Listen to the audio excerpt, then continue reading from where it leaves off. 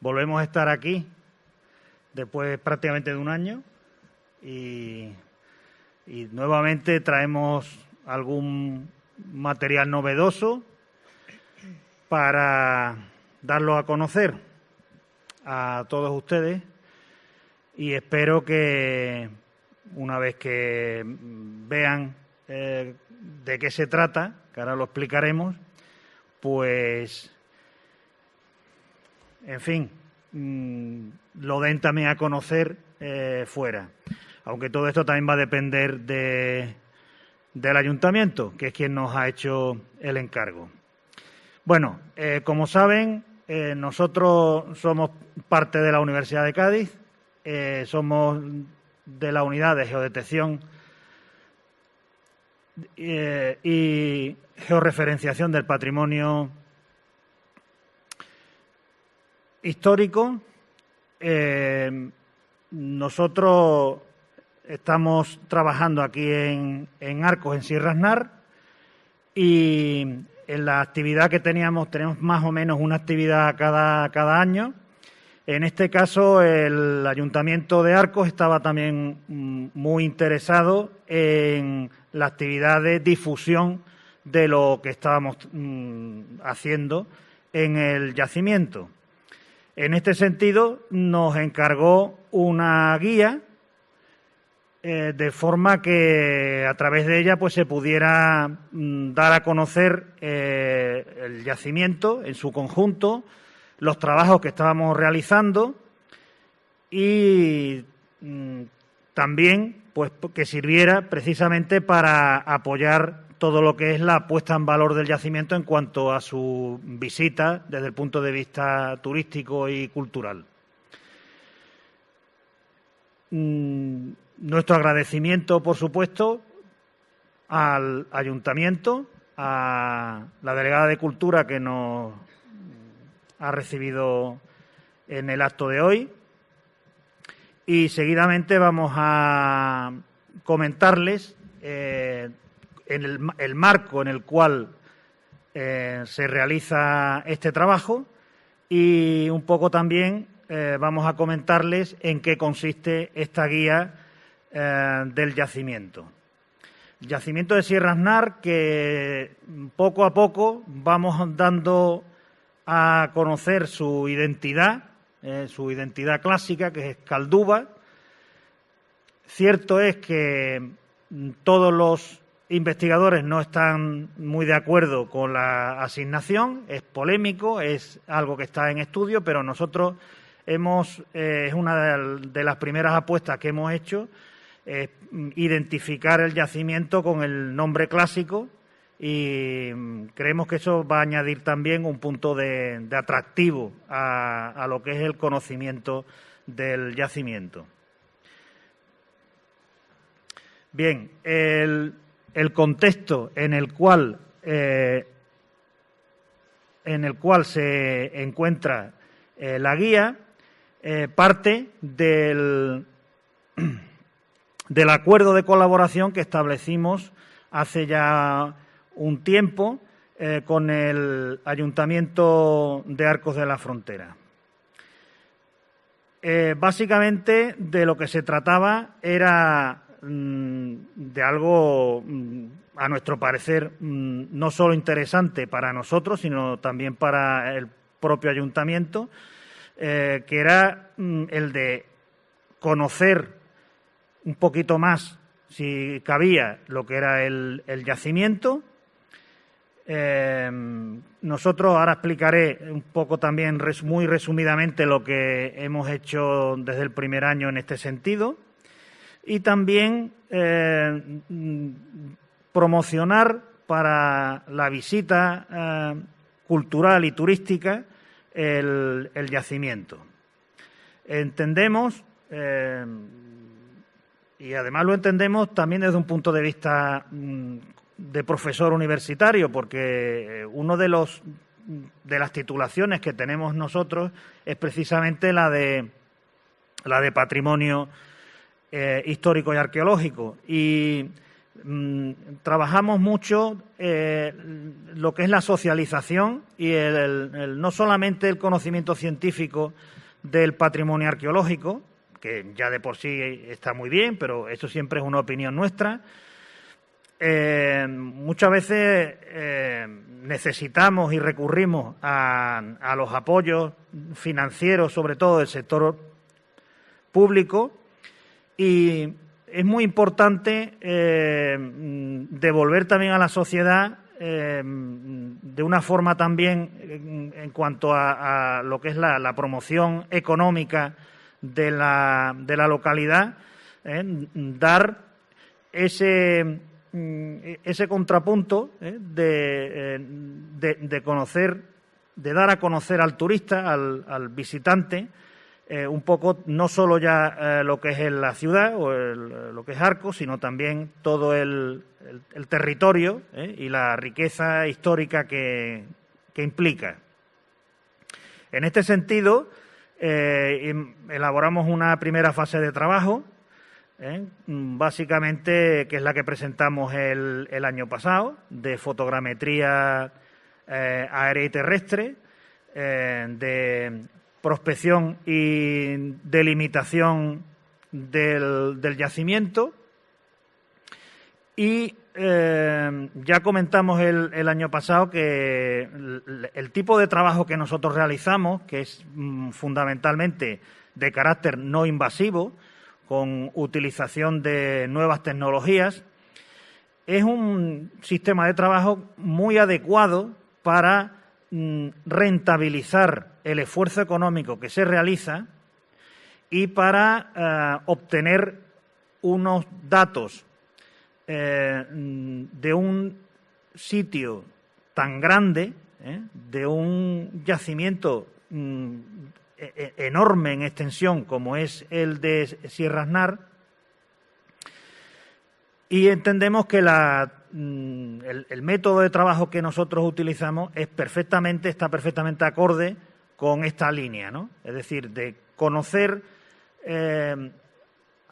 aprovechando, sacando rendimiento a los recursos que tenemos, a la financiación y a la vez aportar también una información sobre todo de conjunto, que eso es muy importante, en cuanto que queremos conocer un yacimiento como este, del cual pues tenemos alguna referencia clásica, muy poca, y creemos que el tipo de investigación que realizamos es la adecuada.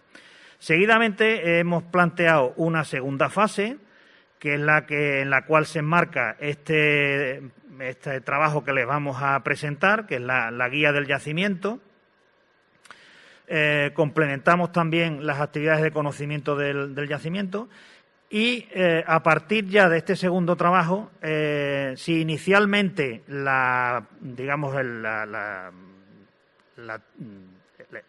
cabecera, digamos, del proyecto la llevaba yo mismo, a partir de este segundo hemos intentado contar con nuestro personal, en este caso con Isabel Rondán, que es de aquí de Arcos y que además está en su etapa de formación y lo está haciendo con una gran brillantez. Eso también lo digo yo y porque además es cierto. Además, espero que tenga la tesis doctoral el año que viene y podamos contar con ella ya de manera, digamos, académicamente ya mucho más potente. En cualquier caso, hemos presentado la tercera fase, o digamos el tercer proyecto.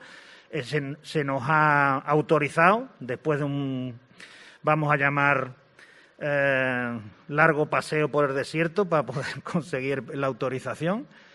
En fin, las cosas del Palacio van despacio y en esta tercera, pues calculamos también que una vez que contemos con el respaldo del ayuntamiento, que eso podrá ser pues a partir de este trimestre en adelante, pues tenemos también ya planteado esa tercera fase. ¿por qué es necesario tener una guía, ¿no?, del yacimiento? Porque Sierra Aznar se han hecho muchos trabajos de hace ya bastante tiempo. La idea siempre, y eso es una cosa que desde el principio la delegada de Cultura nos lo estaba diciendo, es decir, en el ayuntamiento había una preocupación por el yacimiento, pero también una preocupación en el sentido de que no era una cosa nueva. Por supuesto que un yacimiento arqueológico no lo es, pero me estoy refiriendo a las intervenciones patrimoniales sobre el bien cultural, ¿no?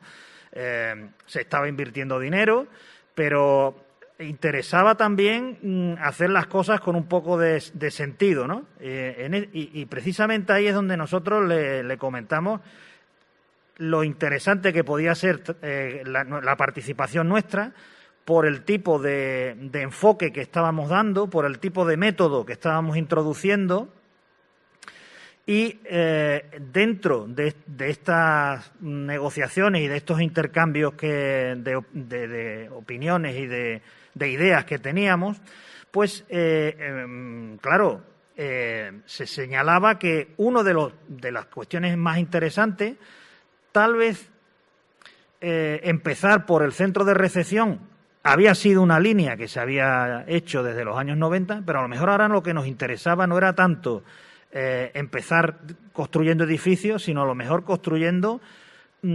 conocimiento desde la base, es decir, dando información didáctica, una información bien presentada, una información lo más veraz posible, que fuera científica, pero que la pudiera entender todo el mundo, y eso, la mejor manera de hacerlo era a través de una guía, ¿no? Entonces, la guía no es meramente una guía del yacimiento, en el sentido de me voy a la bibliografía y saco el material, no. La guía aporta el conocimiento que nosotros hemos ido adquiriendo en los últimos años, incluso cuando hemos ensayado in situ, hemos estado por los sitios, hemos estado viendo cada uno de los hitos que vamos a comentar posteriormente, ¿no? Entonces, la guía ya de por sí contiene información novedosa. Lo que es la difusión, una guía en la mano es algo que se ve, pero también algo que se pasa a otra gente, algo que, pues lo que sucede con un libro, con una información impresa, que va de mano en mano, al menos tiene esa capacidad de ir,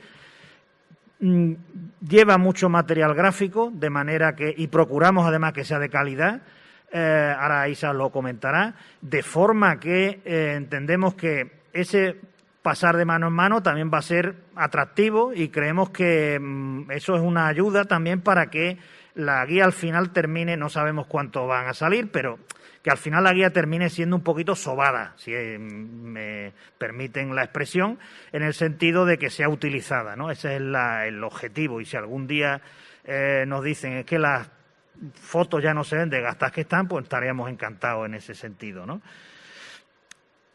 Por lo tanto, fomentar las visitas al yacimiento precisamente con un material gráfico. ¿Cómo hemos hecho la guía, ¿no? Bueno, pues como les he comentado, con una documentación al día, con unas ilustraciones lo más cuidadas posible, algunas de ellas tomadas desde nuestro propia instrumental. Se trata de una guía, un acompañante. Nosotros no podemos ir continuamente con todo el mundo, y entonces de lo que se trata es eso, de fomentar la visita lo más autónoma posible. Ojalá algún día también se puedan hacer visitas de grupo, pero en principio lo más autónoma posible, y precisamente con el apoyo, ¿no?, de este material gráfico.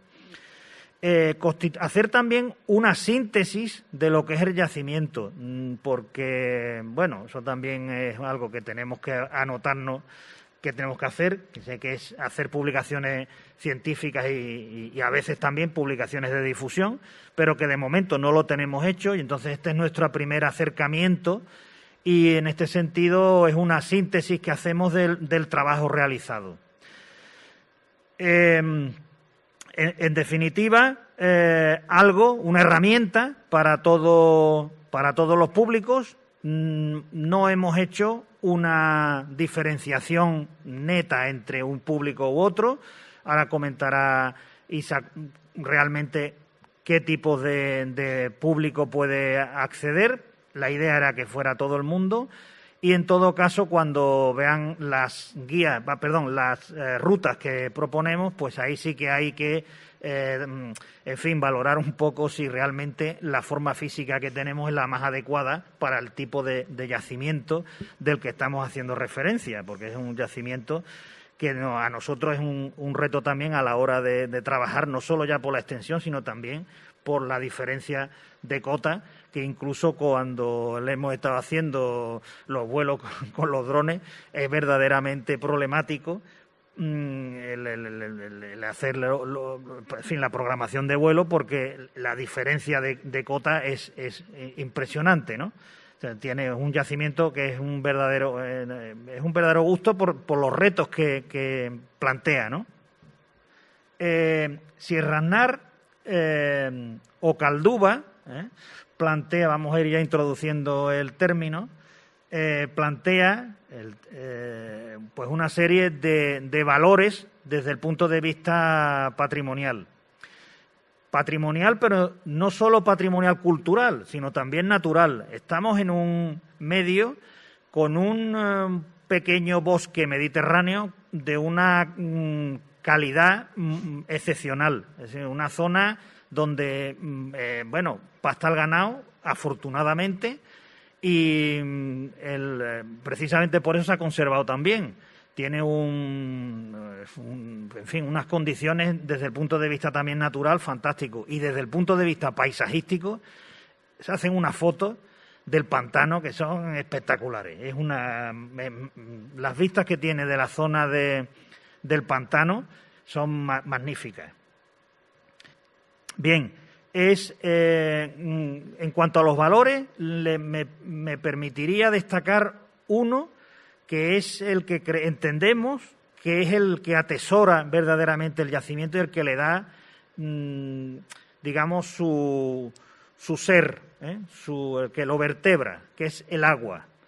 El agua es un bien, es un recurso que ha ido variando a lo largo de la historia.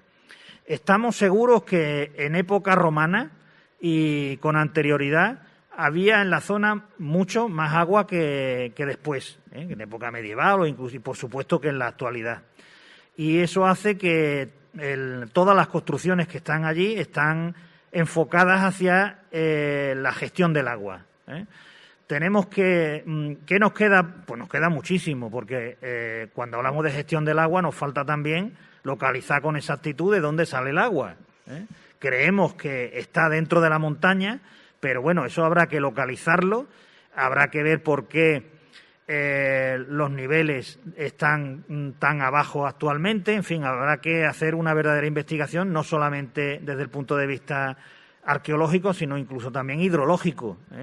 Entendemos que el tema del agua es algo muy, muy relevante y sobre todo en los tiempos en los que estamos, que es algo, vamos a decir, de moda, para poder entendernos, creo que es algo que merece mucho la pena investigarlo y luego ver también lo que es el yacimiento. Estamos convencidos que al menos la parte romana corresponde a una unicidad de estructura. Así me explico. Creemos que se trata de un complejo relacionado con el agua y que por lo tanto tiene una unidad. Es decir, que todo lo que estamos viendo y nosotros lo vamos a plantear como elementos separados porque realmente en la visita es lo que se ve, pero creemos que hay un trabajo por hacer de reconstrucción de todo el yacimiento, que eso va a ocupar mucho tiempo del futuro y sobre todo a gente joven, y que va a ser un verdadero reto poder reconstruir ese conjunto monumental. Va a ser muy interesante, así por lo menos pensamos. El estado de conservación que tiene es también fantástico. Se conservan varios metros en alzado. Luego estructuras como, sin ir más lejos, las cisternas, sobre todo la cisterna monumental, es 2 millones de metros cúbicos de agua. Eso es algo increíble, es algo fantástico. En muy pocos sitios pueden tener, o pueden no tener, yo diría, pueden presumir de tener un yacimiento arqueológico de estas características. Creo de verdad que la guía va a ser algo muy útil para poder expresar todo esto que les estoy comentando y luego disfrutar también de la visita, porque de verdad merece mucho la pena subir esas cuestas que tiene, cuando al final se ve ese pantano con ese río y esos paisajes tan extraordinarios de Sierra Valleja. Y bueno, también es cierto que hay que mirar hacia aquel lado, mirar al otro con la cantera, ¿no? Que no es tan bonito, pero bueno, no se puede ser perfecto. Seguidamente les dejo con Isabel. Muchas gracias, José Antonio. Bueno, antes de continuar con esta segunda parte de la presentación de esta guía, me sumo al agradecimiento que el profesor ha comentado inicialmente, ya no solo como miembro de este grupo de investigación y de la unidad de geodetección del Patrimonio Histórico de la Universidad de Cádiz, sino como vecina de Arcos. Agradezco este tipo de iniciativas por parte del Ayuntamiento y muy especialmente mi agradecimiento a la Delegación de Cultura y a María Macías por su apuesta y compromiso con la difusión de nuestro patrimonio.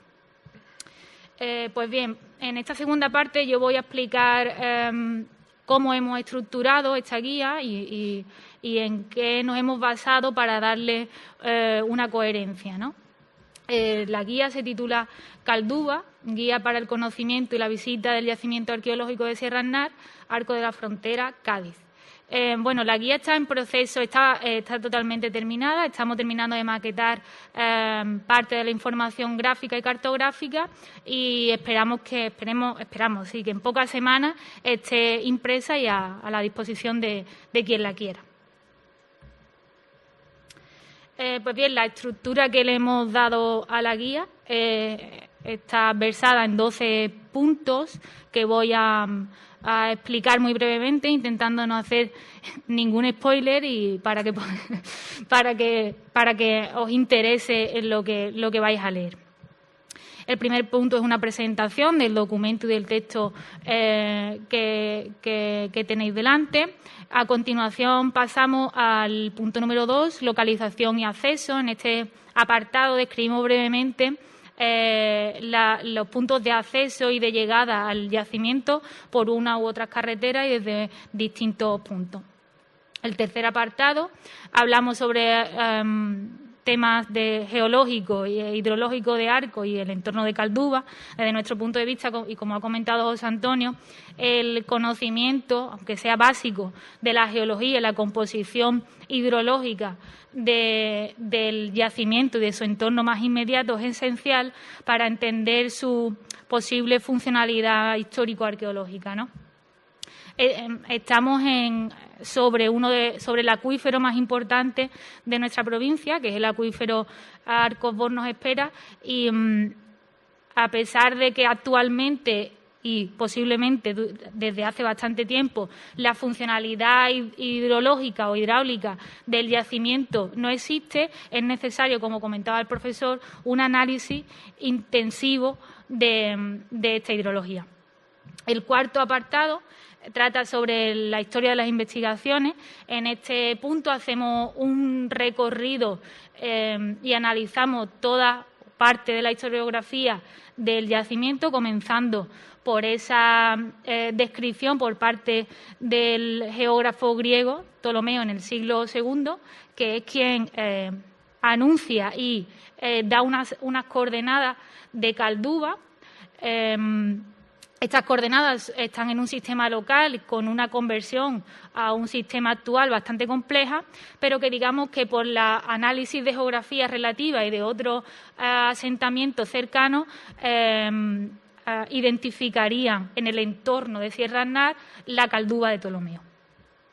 A partir de aquí, otros estudios en la Edad Media, es el caso del el estudio sobre el geógrafo andalusí Yacut, que en el siglo XII-XIII escribe haciendo referencia a Tubail, es decir, al Tempul, que está a escasos kilómetros de Sierra Aznar, pero habla sobre un distrito o una zona traducida como de los ídolos o columnas y que lleva el topónimo de Al-Asnan, que ya nos recuerda precisamente al topónimo geográfico de esta sierra.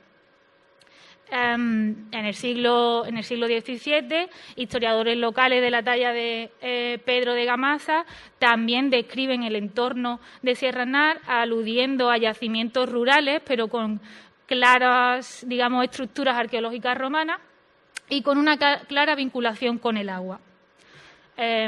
Avanzamos hasta el siglo XIX y principios del siglo XX.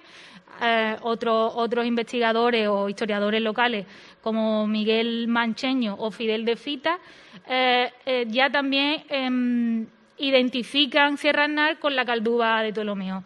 Y podríamos continuar sobre la identificación o la prospección realizada por Lorenzo Perdigones a finales del siglo pasado, incluyendo Sierra Aznar dentro de la Carta Arqueológica de Arcos, así como todos los estudios realizados a partir del proyecto de Ruta Arqueológica de los Pueblos Blancos y muchas bibliografías y referencias de historiadores e investigadores de nuestro entorno, casi siempre haciendo un estudio sobre la hidráulica romana, acuden a este yacimiento. El punto número 5 trata sobre el presente y futuro, la colaboración entre el Ayuntamiento y la Universidad de Cádiz, representada en este caso por la Unidad de Geodetección, y que, como ha explicado José Antonio, hemos intentado en este proyecto de colaboración ahondar en dos líneas principales. Por un lado, el análisis y el estudio histórico del yacimiento y, por otro lado, la puesta en valor desde un punto de vista turístico, patrimonial, digamos, pero también desde el punto de vista ecológico, paisajístico y natural, que creemos que son dos de los grandes fuertes o riquezas que tiene el entorno de Sierra Aznar. El punto número 6, a mí, desde el punto de vista de la investigación, me parece el apartado más relevante, si se permite, de esta guía, y trata sobre un estudio del poblamiento antiguo de la serranía. Desde nuestro punto de vista, el estudio de un asentamiento no tiene ningún sentido si no se estudia desde un punto de vista territorial. En este sentido, hemos querido hacer un estudio detenido sobre el entorno poblacional coetáneo o supuestamente coetáneo de Sierra Aznar, categorizando y estableciendo relaciones territoriales y relaciones de vías y administrativas, dependiendo de los distintos estatutos jurídicos de las poblaciones que nos encontramos en nuestro entorno.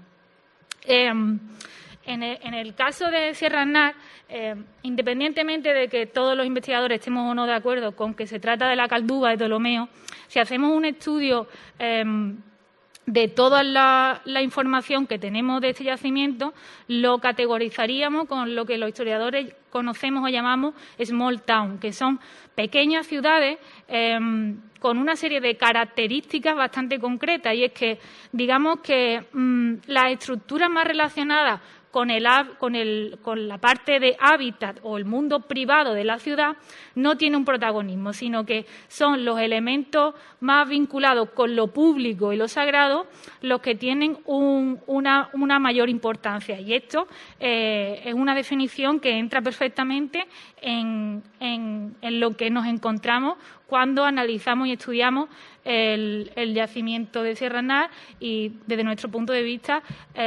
la ciudad de Caldúa. El punto número 7 trata sobre el origen y la evolución histórica. En este caso, digamos que hemos analizado, además de toda la información bibliográfica y todas las investigaciones del yacimiento, para este apartado de fases del asentamiento, los resultados que obtuvimos en la primera fase de trabajo y que traímos a este mismo sitio el año pasado han sido esenciales a la hora de categorizar y fasear el yacimiento. Y, por último, la última parte es la parte que trata más sobre la visita al yacimiento, una primera parte de hitos del yacimiento que está formada por una serie de anexos o de fichas donde identificamos espacialmente los distintos hitos y describimos tanto históricamente como funcionalmente. El punto número 9, hemos descrito los itinerarios o rutas que hemos planteado para la visita, que van conectando todos los hitos del punto anterior. Y en el punto número 10, otros datos de interés como hallazgos arqueológicos, dónde se han encontrado, si se encuentran en algún museo del entorno, topónimos, un glosario. El punto número 11, hemos añadido información para los visitantes, tanto zonas de parada, hospedaje, restaurantes, etcétera. Y en el punto número 12 hemos querido añadir una bibliografía comentada para a quien le apetezca ahondar un poco más en todos los datos que irán leyendo en esta guía.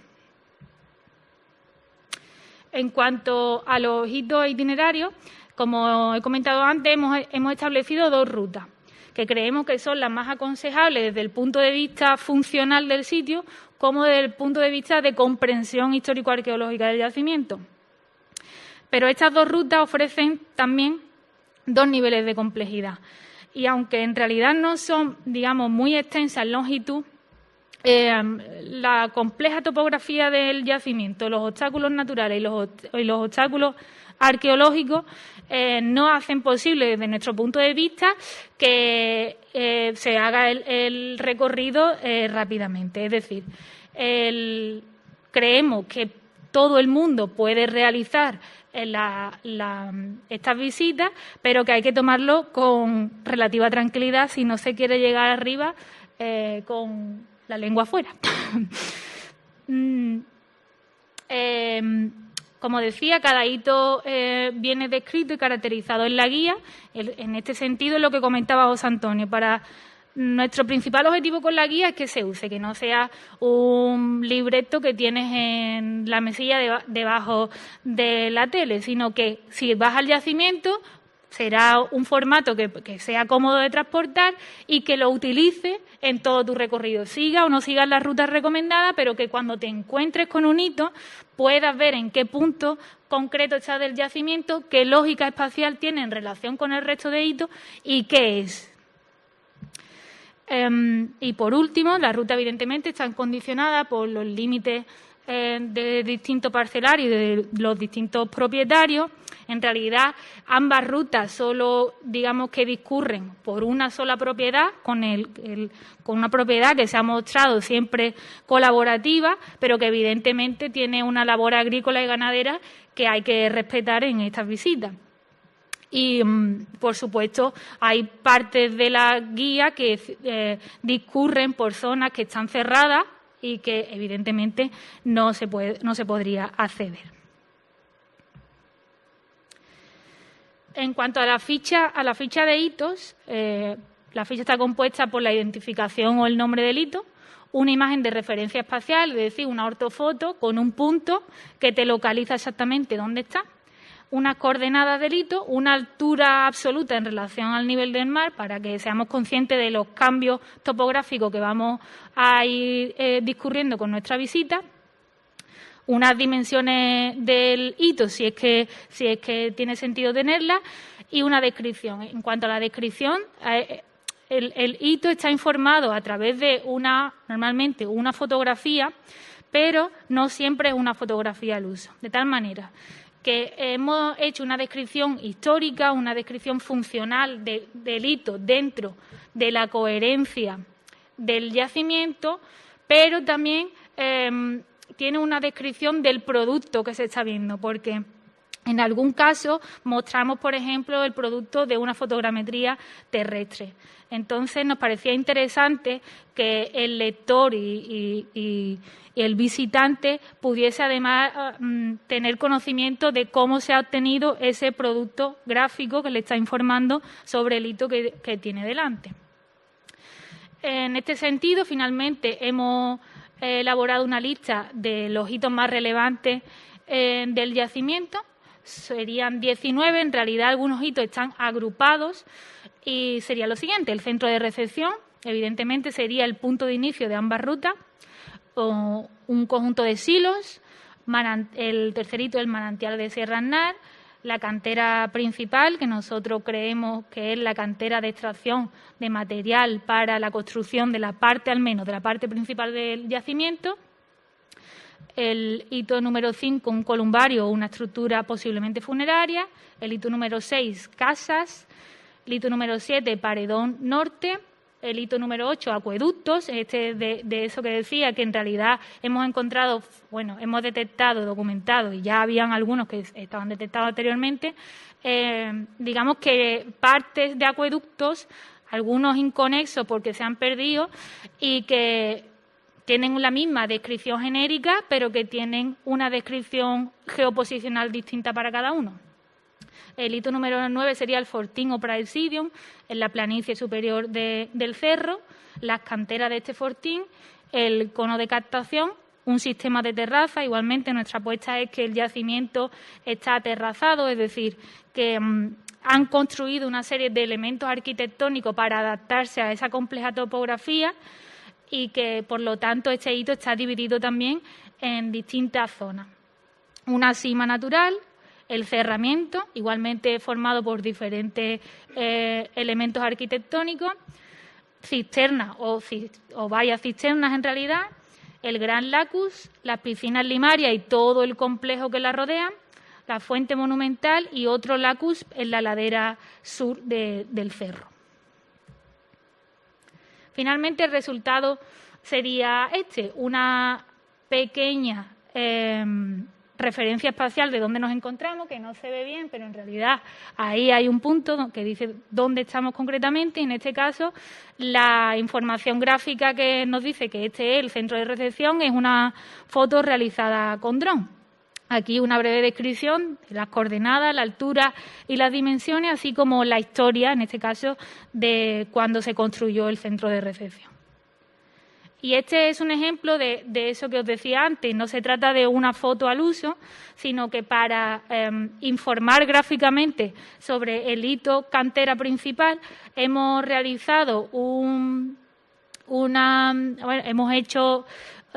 hemos trabajado con un modelo digital del terreno. A través de distintos cálculos hemos conseguido una visualización que nos parecía interesante y, explicamos un poco en qué consiste la tecnología a partir de la cual conseguimos este tipo de producto topográfico.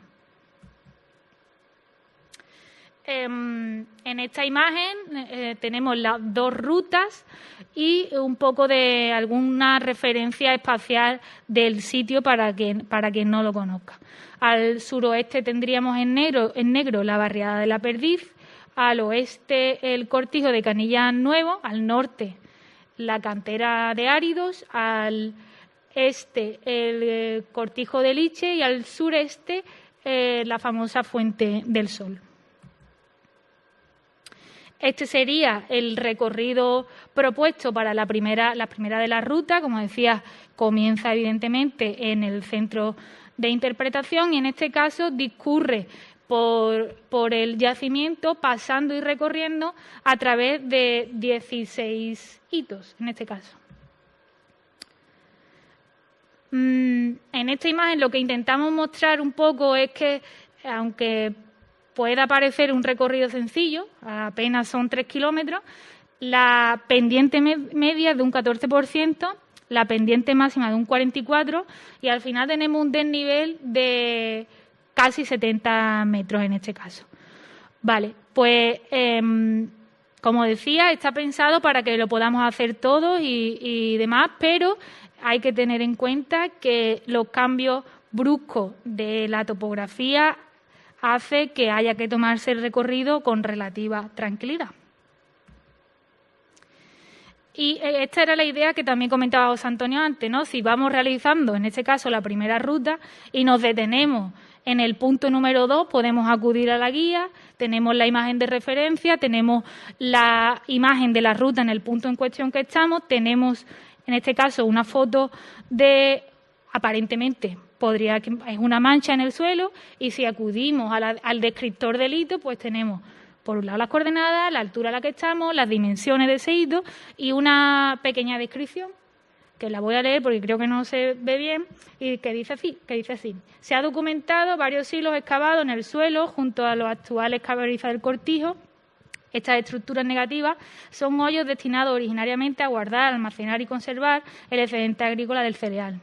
Es habitual la utilización o reutilización de estas estructuras negativas como sistema de basureros o vertederos.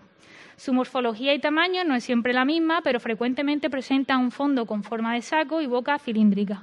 Supone un elemento de gran interés para historiadores y arqueólogos por el gran volumen de datos que pueden aportar. Es una práctica habitual asociada a diversas culturas desde el Neolítico hasta la Edad Media. En el caso concreto de Sierra Aznar se ha adscrito estos hilos a la ocupación almohade de la sierra debido a los materiales documentados en la superficie. En el caso de la segunda ruta sí que discurre por todos los hitos, conecta todos los hitos que hemos digamos, añadido a esta guía, y además no hace el recorrido tradicional que tiene el camino empedrado del yacimiento, sino que en un determinado punto, concretamente en el hito número 3, cuando estamos en el manantial de Sierra Aznar, continúa hacia las planicies del norte para poder observar primero lo que nosotros hemos interpretado como la cantera principal y segundo, en la estructura que actualmente se encuentra bajo una higuera, que creemos que es un columbario, y otra serie de elementos que están en esa zona colindando con la cantera, y accederíamos al yacimiento, a la parte principal del yacimiento por la ladera norte y ascenderíamos hasta el fortín. En todo como decía antes, en todo este recorrido, aunque hemos querido evidentemente conectar los hitos, no hemos querido olvidar ni dejar de lado el fundamento, digamos, natural y paisajístico de todo esto. De tal manera que hemos pensado detenidamente cómo abordar cada una de estas subidas para que cuando llegues arriba te encuentres con esos paisajes espectaculares que describía José Antonio hacia la parte de la zona de Tempul y la parte del pantano de Guadalcacín. Además, este hito, en el punto en negro que veis, esta ruta, después del hito 22, en ese punto en negro, puede conectar con la primera ruta, de manera que descendería más rápidamente, o continuar hacia la ladera sur para poder visitar los hitos finales. En este caso, tampoco el recorrido parece excesivamente largo, apenas ha subido 2 kilómetros, digamos, pero este recorrido sí que os digo, porque lo hemos hecho varias veces, intentando darle toda la lógica que he explicado, hay que hacerlo, digamos, con ganas. La pendiente media en ese caso es de un 10%, la pendiente máxima de un 45%, y tenemos un desnivel de casi 200 metros. El ejemplo que ponemos en este caso para este hito es, como os decía, el hito que hemos llamado sistema de terraza. En realidad está conformado por varios elementos arquitectónicos, de manera que como te vas a ir encontrando con el sistema en varios puntos de tu recorrido, hemos numerado distintas zonas para que puedas entenderlo espacialmente y topográficamente, sobre todo. En este caso, la descripción dice: la compleja topografía de este asentamiento parece haber llevado a sus moradores a la creación de un sistema de terrazas con la que adecuar los elementos constructivos y de hábitat al terreno. Si bien es posible que haya varios sistemas de terraza en todo el asentamiento, es el sistema de terraza que comunica el cono de captación y que desciende hasta los pies de la ladera oeste el que parece que hemos documentado con mayor claridad. Este aterrazamiento se basa en la construcción de muros de protección de taludes que permiten la creación de pequeñas planicies donde construir cisternas u otros elementos arquitectónicos. Y de nuevo, en este caso, tenemos, para informar gráficamente del hito, una fotografía de uno de esos muros y un ortomosaico realizado a través o a partir de una fotogrametría terrestre que realizamos el año pasado. Pues bueno, para finalizar, como decía al principio, la guía está totalmente terminada, a falta de maquetar y esperemos que en pocas semanas esté impresa y a vuestra disposición y, sobre todo, esperamos que disfrutéis mucho de las futuras visitas. Muchas gracias.